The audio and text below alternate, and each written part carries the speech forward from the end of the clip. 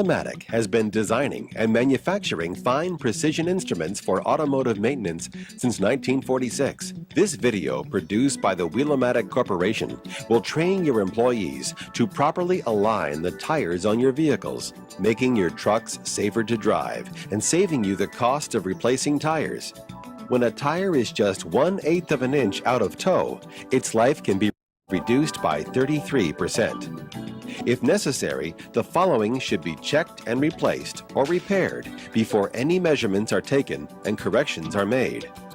Tie rod end play, steering arm, idle arms, kingpin, ball joints, wheel bearings, same tire size and tread, air pressure in tires, tie rod tubes, steering arm, drag links, steering components. Before we begin, we want to drive the tractor in on a straight line, flat, clean surface, and then chalk the wheels. This is the equipment that you're going to be using for today's job. A tow gauge, front wheel slip plate, mating square, tandem tracker, kingpin extension, tandem axle spacing caliper. For the first step, we'll be using the scribe type tow gauge and the front wheel slip plates. First, we need to jack the truck up to be able to slip the slip plates under the front tires. Then we need to paint in the middle of the tread. A light coat of paint on both tires will be sufficient enough. Okay, next we need to scribe a line.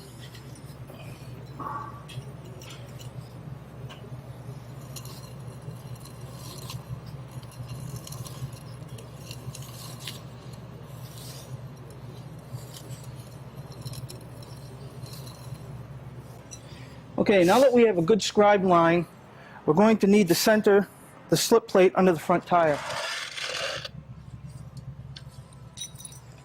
After the slip plates are centered underneath the tire, making sure that the pins are disengaged, then we can let the vehicle down. After we let the truck down, we have to shake the cab to relax the suspension.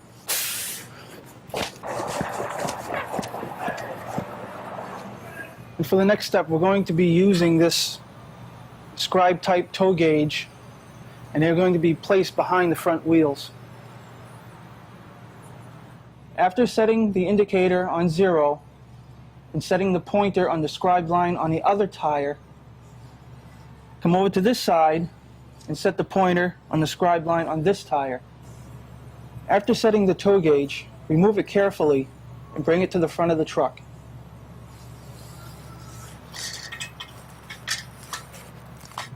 Okay, first we set the pointer on the solid indicator to the scribed line on the tire. Then when we have to go to the other side and set the pointer on the gauged indicator to the tire. The indicator now shows the toe in, toe out of the vehicle being checked. After all the necessary adjustments have been made, we can jack up the truck and remove the slip plates. Be sure to disengage locating pins when carrying or moving slip plates. Carry slip plates by handles only. Do not use locating pins. Do not drive the vehicle on or off the slip plates. The next tool that we're going to be using is the tandem caliper. This is used to measure the tandem spacing on the rear of tractors and trailers. Place the fixed jaw on the caliper into the center hole on the hubcap of one tandem, and using the adjustable jaw, set it into the other center. Then tighten the hub. Then take a reading and go to the opposite side of the vehicle and repeat the process. Compare the two readings, and if they differ, it will show what adjustments must be made. The caliper can also be used to measure the diameter of tires by placing the jaw firmly against the surface of the tires at the exact diameter and taking a reading to give the exact diameter to compare to other tires for even pairing on duals. Next, use the mating square to check to see that dual wheel diameters are within specifications. To use the mating square, place the long arm against the side wall of the duals to be tested, being sure to contact the sidewall in 2 places. Move the square down to have the short arm contact the tread. If both treads do not contact the short arm of the square, measure the difference to see if they meet recommended specifications. Next, we'll be moving on to trailers. As with the tractors, you have to pull it in a straight line on a clean, flat surface. As with tractors, check all trailer areas for worn or broken components. Be sure to check U-bolts, spring hangers, springs, torque arms, bushings for excessive play, loose shoe boots, air pressure, tire size and tread, release air pressure on brakes. The first piece of equipment we're going to be using is the kingpin extension.